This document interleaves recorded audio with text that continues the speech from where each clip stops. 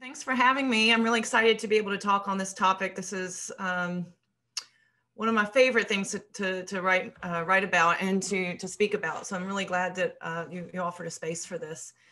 So this presentation is based on, a lot of it is based on my second book, Piecemeal Protest, Animal Rights in the Age of Nonprofits.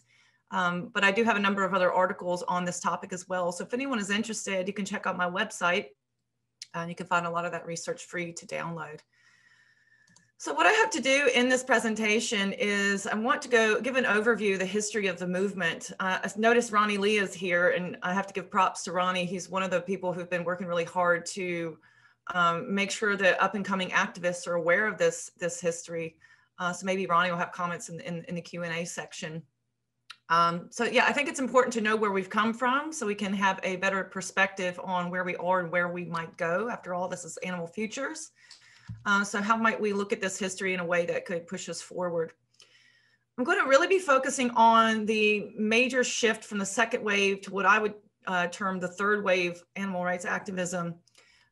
So we're going to be looking at how capitalism, for instance, has been a major influence, neoliberalism and the larger political and economic social structure has also been a major influencer. And then with that in mind, I'm also going to talk about how we might go forward. What theory of change might we work out in this presentation for addressing these shortcomings, addressing some of these challenges, and also recognizing some of the new developments that could be useful for us.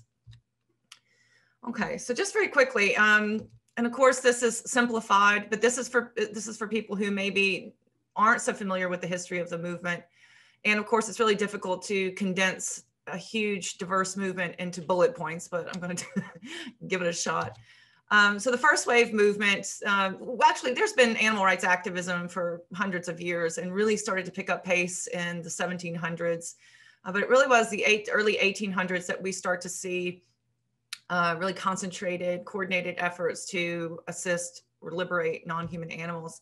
One of the major campaigns that these activists were really interested in was vivisection, especially towards the latter half of the 19th century when science had become more established. Dog and cat homelessness was also a major one, of course, and I think a lot of people aren't aware that when dog and cat ownership really became more and more popular in the Victorian era and have more and more dogs and cats that are kind of wandering the streets, like what happened to those animals in places like New York City that round them up in a cage and dunk them in the Hudson River, just drown them all. It's really horrific stuff. So some of the earliest activism was actually to address that problem. The SPCA, which started in England, was, gosh, way back in the 1820s or so. So this actually is a very long history. Another major campaign of this wave was education. And this is coming out of that kind of progressive era where lots of different activists and politicians and thinkers believe that, you know, if we shape our population in a more civilized, humane way, and how we treat other animals is a reflection of that, we have a stronger, better populace. So there was a major emphasis on going into churches and public spaces and schools in order to shape kids and even adults in some cases. Vegetarianism at this time really wasn't a major part of the animal rights movement. Some people were vegetarian, some people were even vegan, but for the most part, vegetarianism was a distinct movement that was more in line with interests around health and rising nutritional knowledge of that era. Then, like many social movements, there was a period of abeyance where there were some of the big charities that were still around, but for the most part, the movement kind of went quiet for a little while. And that had a lot to do with the fact that there was two major world wars. There's World War I, and in between that, the flu epidemic, which is similar to what we're dealing with now in its extremity. And movements just didn't have the resources and the people to support these campaigns. However, after the 1960s, when the economy starts to regroup, we have a new interest in education so that more and more people are getting educated and thinking critically. We see this spike in civil rights activism, lots of different fronts. So the animal rights movement was part of that big push. A little bit later, I would say the 1970s is really when it starts to kind of get its oomph. At this point, we start to see vegetarianism and animal rights combined. They're no longer those distinct movements that they once had been. Dog and cat issues, vivisection, these continue to be important, especially vivisection for sure. But now farmed animal issues are becoming are relevant. This is not to say that the Victorians weren't interested in that. They certainly were, but not to the level that would be with the second wave. And a lot of that has to do with the industrialization of animal agriculture and the new horrors that it brought. I would say that the third wave then begins at around 2000. So about 20 years ago, we entered a completely new phase of activism. Now veganism is not the dirty word it once was. Veganism is now more open. It's more likely to be adopted by the major charities. Many activists today are vegan, and certainly most of them would be vegetarian, which in earlier years that would not necessarily be the case. Farmed animals now are taking a much more center stage position. And then issues like vivisection and are still around, but aren't the galvanizing kind of campaigns that they once were.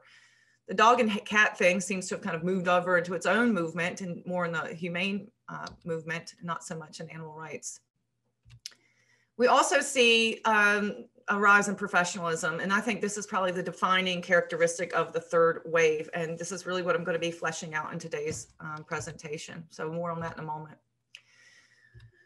So as I mentioned, the second wave came out of that civil rights kind of heady time. But it was also inspired quite a lot by academics. So you may have heard of the Oxford group, which was Peter Singer, Richard Ryder, and some other folks and their partners. The women were also involved. There's also Brigid Brophy, who wrote on the rights of animals in the 60s, actually.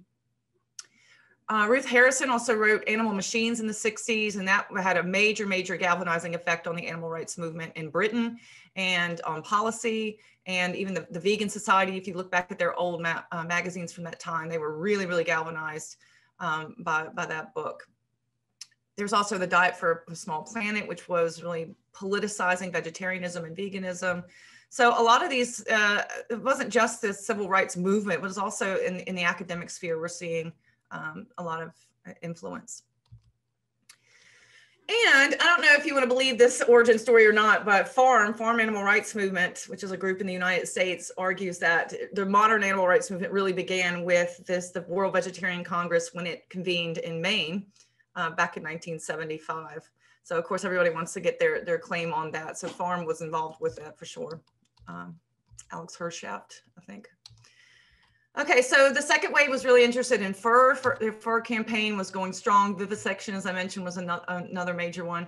We also see the issues around pet homelessness changing the story a little bit, because now one of the kind of sad things about the first wave of of activism was they were worried about dog and cat homelessness. So then the SPCA was formed, but basically what happened was the state put the onus on activists to deal with the problem. So then you have this bizarre situation where activists, people who care about dogs and cats, are the ones doing the killing. So this really starts to come under fire by the second wave. As I mentioned, vegetarianism is now more in line with animal rights activism. It's no longer separate. And there's also a lot of galvanizing effects from wildlife campaigns, which I think that's pretty unique to the second wave as well. I don't think we really see that as much as we used to nowadays. I think the seal clubbing campaign, for instance, is really, really powerful. A lot of the strategies that these folks used were marches. That's coming out of that civil rights era, right? And sit-ins, same deal, very much so influenced by civil rights activism. Open rescues developed by Patty Mark down in Australia, that became a really popular technique where you would basically just go into these facilities and pull animals out of them, hoping that people would catch you trespassing and doing property theft, because it would bring it to light. People, the media might cover it. Distributing literature was really important. You got to remember, this is back in the day before the internet. This is how I came to animal rights and veganism. I came across some PETA literature when I was a kid. So that was really, really core. I don't know that that's so much a thing anymore either. Magazines were really important, not just for outreach, but also for keeping people connected, networking. And people would start clubs. So actually meeting in person was really important. I think this now in the digital age, a lot of these kinds of strategies have waned. Tabling was a big thing. I don't know that tabling is so much a thing anymore. Food samples, cooking demos. this is an era when we didn't really have so many vegan and vegetarian options. And so actually showing people how to cook and what was available was an important strategy for the second waivers. We also got to remember there was violent direct action. This is not a big thing anymore, but back then it was a major part of the movement. And for those charities who weren't engaging in it themselves, they would support and give platform to a lot of the stuff the Animal Liberation Front was doing and other like groups. There was also emphasis, of course, on welfare legislation, on making cages bigger, on changing the more egregious treatments of animals. So these were all major strategies. Some of them kind of persisted on to this day, and some of them did not because of the changes in the digital culture we're living in. So again, there's more emphasis on farming today, and I think a lot of that has to do with the expansion and the growth. The more popular veganism has become also. Now there's increasing sensitivity to cultural variation. Increasingly, organizations want to know who is the audience and how can we tailor to that audience. So certainly intersectional politics have increased significantly. And I definitely saw, as I was finishing up my research for my second book, there was very little of that in the campaigning materials about organizations. But by about 5 or 6 years ago, I started to see that really pick up. And that also may have a lot to do with Black Lives Matter activism. There's also increasing international outreach, and I'm going to come back to that later in the presentation. So we live in a globalized society, so increasingly we're seeing animal rights go global. And also those technological developments. I'm going to come back to that at the end of this lecture, because I think, as I've hinted at, this is really key to this new frontier of animal rights. Direct action seems to be sticking around. This is really popular for people to go and do disruptions, to stand in block streets, to go into restaurants, to go in public spaces and hold laptops to show videos of slaughterhouses. So this one has been really popular. It's very do-it-yourself. Bearing witness, as in the picture in this last slide, is an example of that. There's folks in Canada who started that campaign where they would just go and witness animals as they went to slaughter, or here in England, they do that for live export. So just being there and having a presence is a popular way to kind of disrupt what's this really extreme violence that's been taken to be normal. And also it's been thought that perhaps it galvanizes the activists. Petition writing is a big one, right? In the digital age, we have now films, more and more films can be made. And also a lot of that, we have people who are coming up in the digital age and they're becoming filmmakers themselves. So Seaspiracy, which just came out, I think that's a rather younger guy who made that film. And they're having major impact, as we know with Blackfish, that had a major impact on aquariums. Welfare legislation has not gone away. That's still a major strategy, of course. Now we're also seeing humane parties emerging, more successful in Europe. I know the United States has one, but of course, doesn't really get anywhere, but in Europe, there's a little bit more support for that. So that's an interesting development. We're also seeing more of the 30-day challenges, cookbooks, celebrity chefs. So veganism has been taken to another level. And then of course, that social media. All right, so I want to talk about professionalization, because all this so far is just a kind of basic overview stuff, but behind the scenes, I want to be thinking structurally as a sociologist, like what's causing a lot of these shifts in our campaigning and strategy? And how much of this have we sat down actually consciously think through as being effective or not effective? So some people are thinking about that and they're pushing back. And this is what we would call in social movement literature, factionalism. So there's been a lot of lines that have been drawn over issues around that humane legislation and humane kind of campaigning, where folks who are abolitionists say all that does is make people feel better about these products and it increases sales. And indeed, when I see commercials for turkeys on TV here and the RSPCA is branded up on top, it does make you wonder, right, if that's so effective or if it's just making people feel better about what they're eating. We're also seeing lines across the major charities and then those folks who are doing more grassroots activism, it's more independent, more do-it-yourself. Sometimes a lot of that is direct action. There's also, this one not so much anymore, but certainly in my research, I noticed in the 1990s, there's a lot of factionalism over, is there a place for folks who do the more disruptive and violent direct action?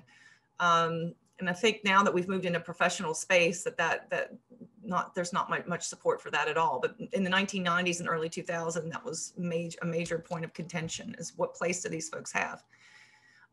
Feminism has also been a dividing point. I mentioned that it's only in recent years that feminism is starting to get platform in the movement. The fact that we even have this panel in this conference about intersectionality is something that's much more new. It wasn't that long ago where these issues were considered distracting to the major problems of speciesism. But that doesn't mean the feminists weren't around. They've been active all along since the 1800s. And then, of course, in the 1980s, a very famous group, Feminists for Animal Rights, was formed. And they got along pretty well in a lot of ways until PETA started their I'd rather go naked than campaign. And then we start to see more division emerging. There's also issues around food justice. You know, is this about people or is this about the animals? And that, of course, also brings in race and class politics. And then there's just the dog and cat people who may not be vegan, may not be interested in animal liberation, maybe pro-breeding and all that sort of stuff. So we definitely have a very contentious space where there's a lot of ideas and strategies and campaigns that are up for debate. So in comes the issue with the background stuff that I was talking about. What's going on to structure a lot of this debate? So I think it's really important, if there's anything you take away from today's presentation, is that we need to start thinking critically about the role of charities in our movement and not just take them for granted or treat them as common sense, because this is a conscious strategy that was made. This is something that people tactically decided upon when the movement went this route. And we should not just think that it's just nature taking its course. We need to always think about any strategy, any approach in a critical way. Is it serving us or is it not serving us? So where do these come from? Well, it's actually not an accident that the animal rights movement started to adopt the charity model in the era that it did. In the 1980s and the 1990s, it was an era of austerity, and nonprofits became really, really popular for states because they offered cheap solutions to social problems. Instead of the state taking care of the social problems that it's traditionally responsible for, it would simply dump that off onto nonprofits who states will fund nonprofits, but the nonprofits are also responsible for getting a lot of their own funding, and they work on a lot of volunteer labor. So they're able to deal with these problems in a way that the state, you know, it's beneficial to the state, so they don't have to deal with it. But it also quells radical protest, because you can't remain a really radical organization if you become a professional, bureaucratic, corporate-like charity. And so states really love nonprofits for that reason as well. So you don't have people out in the street causing disruption. You can funnel them in in this office and, you know, give them like a business-like structure or support that business-like structure and incentivize them to do that by giving them funding. This is going to be, so this is kind of a double whammy for the state. We're avoiding having to pay for these social problems that we're responsible for. And also these radical activists are now putting on suits and ties and going to work and dealing with the social problem in this much more less radical way, I guess, less dangerous way, less disruptive way. Nonprofits are really premised on this era of rationalization. So in sociology, we're really interested in the role of the ideology of rationalization. It's not just a structure, it's also an ideology. So it's all about how can we make things more efficient? How can we make things more predictable? How can we reduce risk? How can we have more stability? And by becoming a professionalized charity, you can lock on to a lot of those things. It's much more predictable when you're clocking in 9 to 5 than it would be, you know, joining a local group and going out and doing your cube with your laptop and showing slaughterhouse videos and all that sort of stuff. And you know, people come and go with that sort of thing. You might get arrested.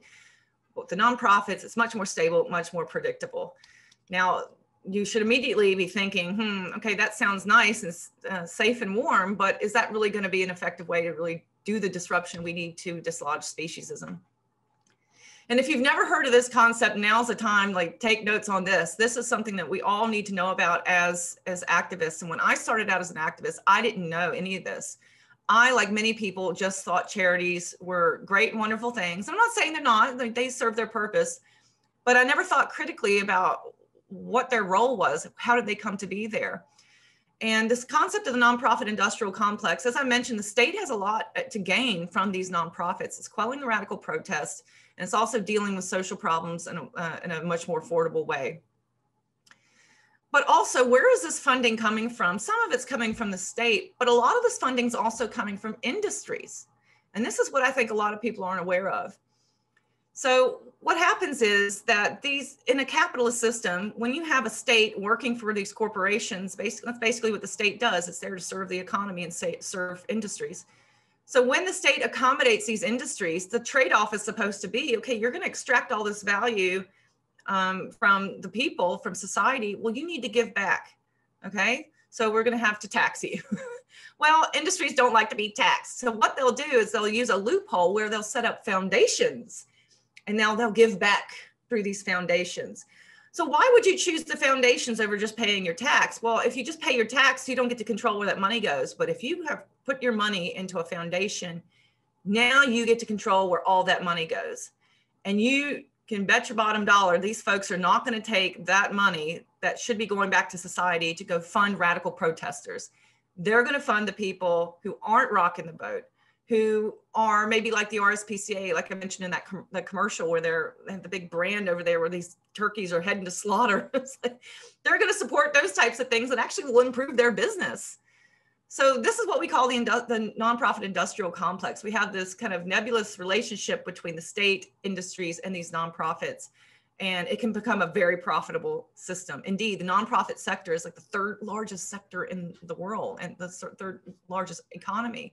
It's a very profitable business. So we want to be critical then. We're thinking about a system that's based, a capitalist system that's based on the exploitation of the majority and especially vulnerable groups.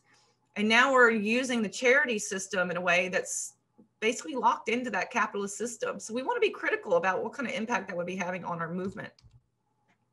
So what are some of those impacts? Well, the number one thing that I've seen, and by the way, the research that I'm basing this on, I've done a 40-year survey where I looked at a content analysis, really. I looked at newsletters, magazines, any kind of material that the movement was producing from the early 1980s up until maybe about 5 years ago is when I stopped the study. And I was able to basically chart the trends in these organizations and see what happened after they became professional entities. So the number one thing that happens is their claims making and their tactics moderate, because you can't be in there raising a bunch of hell and being super radical and saying, liberate the animals, go vegan. You're not going to get funded. And if you want to keep your charity in business, and that's what it is, it's a business, then you're going to have to back it up quite a bit. So we definitely see that moderation. And I'll show you some examples coming up in a minute. The wealth of these organizations also explodes. So we go from a movement that in the first wave was very much so funded by a few wealthy aristocrats and the patronage in the UK, at least the patronage of the monarchy. Queen Victoria was really responsible for making sure that that early movement didn't flounder. But now we have a situation where in the 60s and the 70s, it's much more DIY, people are more grassroots, and money was harder to come by. And you do need some money, right, in order to get stuff done. And also it's kind of nice when you have a salary to back you up so that you can go do animal rights all day long. So you can see the incentive there. But after these organizations became nonprofits, their wealth just skyrockets, especially in the United States where the restrictions are not the same as they are elsewhere in the world. So now they're sitting on millions and millions of dollars or millions of pounds. Lots of money is there. So you would think, wow, that's good for animals, right? But when that much money comes into they're not spending this money. They're hoarding a lot of this money, investing a lot of this money, because you have to basically pay to play. You need this wealth in order to remain viable and theoretically so that policymakers will take you seriously. The problem is also it becomes kind of a machine that you get locked into, where it's now, as soon as you become a charity and you start to get that funding, now you have to keep on chasing that funding. And so a lot of charity workers will have complained in the research on this. They've complained and said, well, now I got into this to help the social cause, but now all I do is write grant applications all day long. And so a big portion of the resources and time for these groups gets taken away to do more fundraising. So instead of actually working to help other animals, a lot of that time is actually spent chasing money. And this is why, by the way, you get bombarded all the time with these emails and flyers in your mailbox asking for money, because it's all about keeping themselves in business. What's really important here is that I saw very little to no discussion whatsoever really on why this was done. All of this would take place behind closed doors. And it was just taken for granted that this is the appropriate way to go. And this is what we would call the economic logic of growth. It's just taken to be fact that the bigger we get, the better it is. And that's because we've been socialized in a capitalist culture where it's all about how much money we have, how much wealth we have, and how much bigger we can get. It's all about getting bigger and getting wealthier. And we don't stop to think about, what's the trade-off there. In fact, if you're interested, the only source that I could come across that actually talked more openly about this decision was Kim Stallwood's book, Growl, where he's done a lot of the work where he professionalized grassroots groups. And really, that's the only candid space that I've seen these kind of hush-hush discussions discussed. So here's an example of what happens when a group goes professional. So Compassion Over Killing was a student group that was started in DC in the United States. Very, very direct action, very, very hardcore abolitionist. They were promoting veganism in a time when a lot of groups did not promote veganism. And so here's a comparison of one of their earlier magazines. I don't know if you can see my mouse. Here we go. So this was a typical thing on the back of every one of their magazines. It would say, choose compassion over killing, choose vegan, very in your face, like straight up, go vegan. And again, this is radical stuff back then when veganism was kind of a naughty word.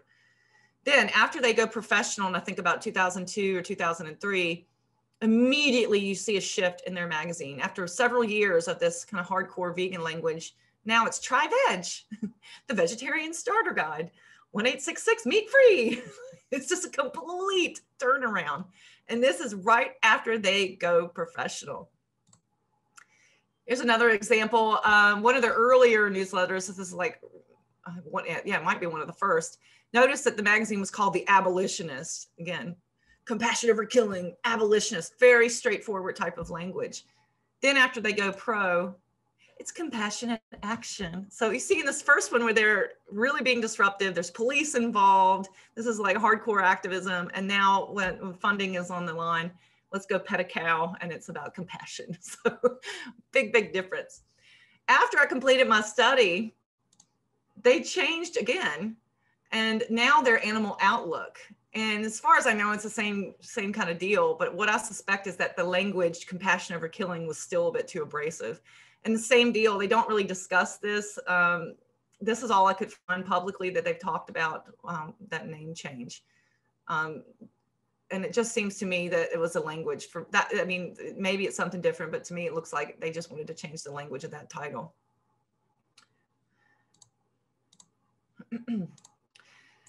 So what's also at stake here is it's not just each organization out for itself, which in a way is quite, it's competitive space. People are kind of scrambling for funding, but it also behooves these organizations to kind of work as a kind of a hegemonic voice. And what happens is that these major groups, the big, powerful, wealthy ones, they have the say and they have the power, and it becomes very difficult to challenge. What they basically get to create the common sense of the movement is what's going on here. In sociology, we would call that symbolic capital. So you have various types of capital: economic capital, social capital, so on and so forth.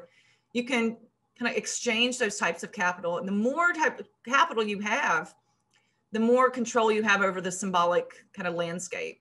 So controlling the language, controlling the meaning, controlling the culture.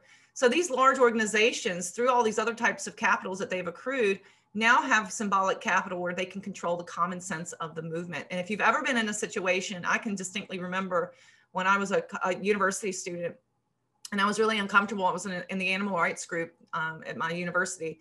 And I was really uncomfortable because the president at the time wanted to do a campaign to switch to organic eggs or something, although we were all vegan.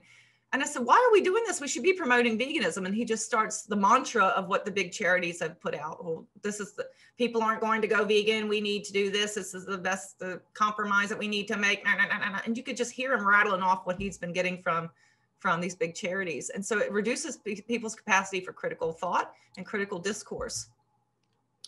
So they have a lot of space, a lot of power over the social movement space. And this is one of the reasons they actually target young people, I think, and university students. They want to socialize them, groom them, if you will. And they also will socialize emerging and aspiring groups. I've seen that happen here in Canterbury, where I'm based, where these charities want to come and they just gather up students and they basically slap their logo and branding on them and give them the mantra and teach these people right off the bat, get them while they're young. So, I mean, it's fine. We want to help out our younger activists and all that, but I'm just saying that I'm a little bit worried about how that might be socializing people and reducing their ability to think critically about the role of these charities in the first place. And we're also seeing increasingly the exploitation of colonial relationships. So for instance, I went to the Animal Asia conference a few weeks ago digitally, and there was so much space given to Western corporations, Western nonprofits, and not so much to actually people who are local to Asia. And so I think this is something we also want to keep an eye on. What's it mean when these Western groups are kind of becoming the common sense globally? So part of that, so as I said, there's certainly a competitiveness to this. You want to make yourself stand out so you can get all the funding, but there's also that benefit for these organizations to kind of stick together. But what we're also seeing is it reduces people's capacity to think critically about what are the possibilities for activism. So what happens is that people fall into this sort of pathway that's been set out by these large charities, and they just mimic that structure. And so it really reduces the capacity for creativity and innovation. But a lot of that is they're working together and they'll have that sense of teamwork. And I have an example of this coming up where you just don't speak ill of each other, even if you find the other groups to be problematic for whatever reason, because you know it's in your best interest to maintain this power structure and that hegemonic voice. Yeah, I can skip that. Actually, one of the other things that I do see them doing is they'll create these leadership workshops, and they'll teach them how to do this kind of compromised, funding-oriented, not very radical type of activism, and give them supplies with their branding on it and all that sort of stuff, or even give them grants. And of course, these big organizations are not going to give grants to more radical groups. So you can see how they can control the space in that way, grooming the people when they're young, but also starving out more radical groups by not giving them resources or space. A lot of the radical groups will also be just straight up ignored, and a lot of the factionalism that emerges from the discourse in the radical spaces will be straight up erased as well. So for instance, I love this example. In 1996, I think this was really a heady time in the animal rights movement where a lot of the factional divides were really taking shape. The very first March for Animals in DC, which was, I think, in 1990 or so, like thousands and thousands of people came out. One estimate was 30,000. I saw another estimate was 80,000. People came out to advocate, or sorry, to be there for animals. By the second march that was planned a few years later, that number dwindled down to 3,000 because of factional debates, because the major, I keep calling them corporations, major charities got involved and wanted to reduce the radical language, change the language. And that pissed off a lot of people. So they didn't want to support it anymore. And in fact, Tom Reagan had originally boycotted this. He ended up going in the end, but at first he was like, this is not animal rights anymore. Rain Without Thunder, Gary Francione, very famous for being but definitely very critical in the movement and bringing that abolitionist perspective to light. That came out in 1996. The direct action folks were really pissed off at this time as well. A lot of their newsletters and correspondence were really upset with the major charities and how they had been treated and excluded. Also at that time in the 1990s, the no-kill movement was coming into its own. So this is a really important time in the animal rights movement as far as debate, discord, disagreement, and factionalism. And yet Farm, which is one of the more powerful charities in the US, claimed at that time in their newsletter that the movement enjoys uncommon ideological unanimity, can't say it, which is nonsense, which is absolute nonsense, because at that time, was all kinds of stuff hitting the fan. But they would erase that because it's just easier to not acknowledge it. And that shows how powerful they are to be able to ignore it. Another common response to this factionalism would be to diminish it. Oh, it's just movement diversity, or we just need to be united, or it's just a false dichotomy. So Melanie Joy, who runs at least one, I think maybe two, major charities. She was definitely in that pool where she was saying, oh, it's all of us are in the same movement. Really diminishing like serious debates that are going on. Like, should we be killing dogs and cats that are healthy? Or should we be promoting legislation that simply makes people feel better about eating animals? Like, these are major debates, but they would be diminished. Sometimes, and less commonly, it would just be disparaged. And why this is more rare is because if you have a lot of power in the movement, one of the characteristics of that power is not having to respond to critique. So what I saw for smaller organizations that were aspiring, groups like Vegan Outreach at the time were much smaller, they spent a lot of time disparaging factionalism. And then that was done, a lot of the language that was used around that was practical, or even using very ableist language about being more sane, more rational. And so in that way, factional debate was used to leverage them in better light. Another thing that I saw, another element of that power that they wielded was the symbolic mining. So when these radical groups would come through and we're starting to make headway and get people on board, the larger groups would simply take those kind of ideas or debates and just kind of absorb them and therefore disempower them. So for instance, I saw lots of these major charities that were in no way abolitionist, in no way abolitionists, who call themselves abolitionists.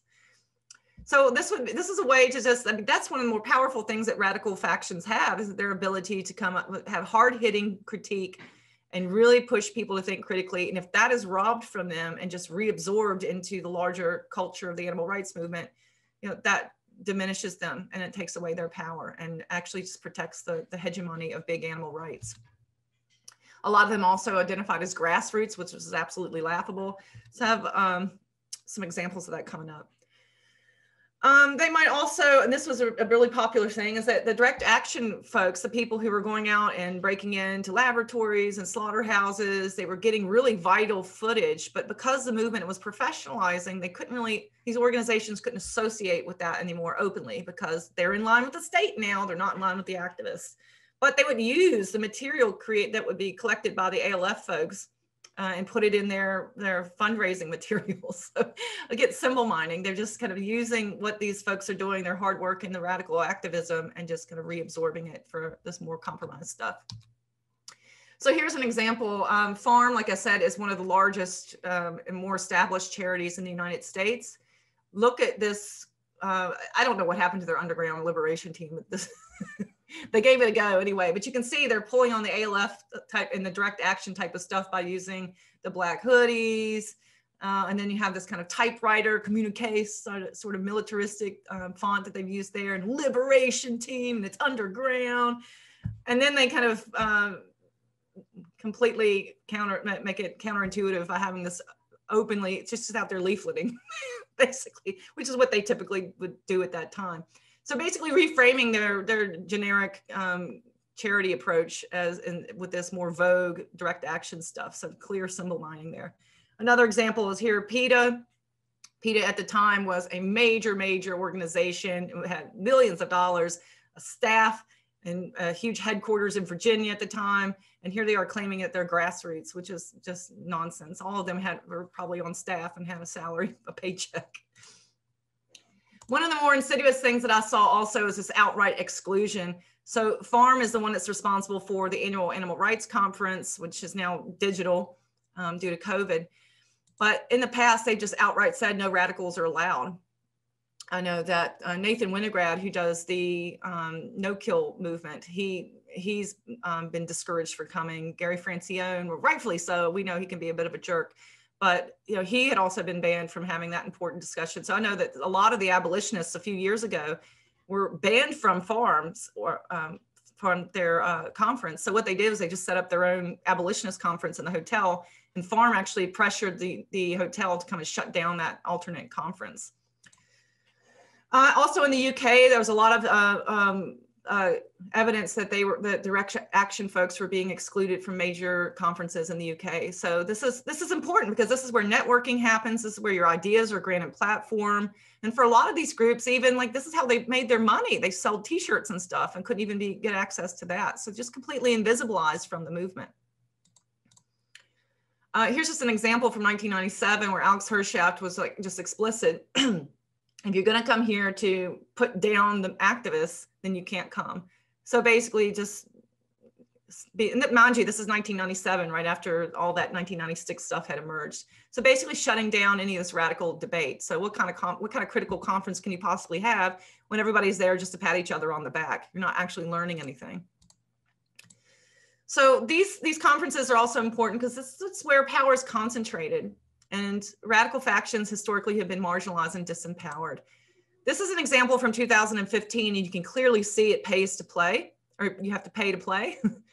So if you get the gold sponsorship package, look at all the space that you get in the booklet and advertising. You get more space to speak. So radical groups would never in a million years be able to have that kind of space. I went on their website to see if this has changed at all, but now of course they're running virtually because of COVID. So I don't know what the deal is now. Okay. So we're getting towards the end now, and I wanted to also highlight, the professionalism is a major, major trend in the movement. But another major trend that we kind of take for granted is that we're now digital. What does this mean? There's a lot of debate in the social movement literature about online activism. Of course, we're all familiar with the idea of slacktivism, armchair activism, and all that kind of stuff. A lot of it, yeah, is dead end. You know how many petitions you sign in a given year, and you never hear back from them. Who knows what happens to them? There's also the potential of information overload. So whereas when I was a younger activist, I might get something in the mail every couple of weeks. Now I get blasted with newsletters all day long in my email. I don't have time to read all that. So it's just too much. And also on Facebook and other social media platforms. So we do have to worry about that. However, the reach that we have now is unprecedented. Absolutely unprecedented. And so this is something that's really something we should lock onto as something that's unique and something that could be one of the best things for the movement to help, really truly help animals out and get that information out there. It's low cost. You don't have to have $7,500 like at that conference fee. You can go in if you just have an internet connection and start making, kicking up some dirt there. There's also that global potential, which is really, really important for galvanizing the movement. It also is a lot easier for us to do, just to do on-ground campaigning. You don't have to pick up your phone and actually call people or whatever. You can actually set something up on Facebook. That we should not take for granted either. Network building, and especially for our movement, I think, and if you go vegan and just like knowing other vegans and knowing other activists. So I grew up in Appalachia in the middle of nowhere. I was the only vegan I knew. I didn't know any other animal rights people until I went to university. This is the days before, the internet. So the internet has been really, really important for building those networks and protecting those networks. And that keeps people in the game. It also is really useful for fueling that discourse. So I think that one of the most important pushbacks to this kind of hegemony that I've been talking about with the rise of professionalism is internet is giving us this chance to have space for debate. They can't shut us down. Obviously, there's still inequalities. You have to pay to play, and as far as buying ads and getting platform in that way. Podcasts, you have to pay for platforms and all that sort of stuff. So there's always that. But increasingly, people at least have basic access to the internet. And that's actually only in the past few years can we even safely say that, at least in the West. Digital skills also aren't universal. We also have to think about that, especially with there's disability differences and age differences where not everybody has access to this and can use these platforms. But nonetheless, I think that this is one of the boons of the third wave. So it's been a bit doom and gloom. We've been talking about the influence of capitalism kind of dragging the movement down and silencing a lot of debate, but also the internet has been so important for opening up that discourse. We could challenge that hegemony. And I could give one success story and I would say certainly with feminism. So the Black Lives Matter movement, I think, has made a big hit on the movement in the past couple of years. But even before that, the feminist part of the movement had basically gone extinct. After FAR ended in, I think, 2000, 2001, there really wasn't a big concentrated feminist voice, which is one of the reasons I started Vegan Feminist Network in 2013, to give platform to trans women, non-binary people, women of color, women from other countries who would not traditionally have any space whatsoever in the movement to have their voices heard. The internet let me do that. The internet lets us do that. And it's been an important pushback. And we are starting to see the fruits of that labor, because now a lot of these big charities can't turn a blind eye to that. They have to listen to what's going on online. It's holding mainstream big animal rights accountable. Well, thank you so much, Corey.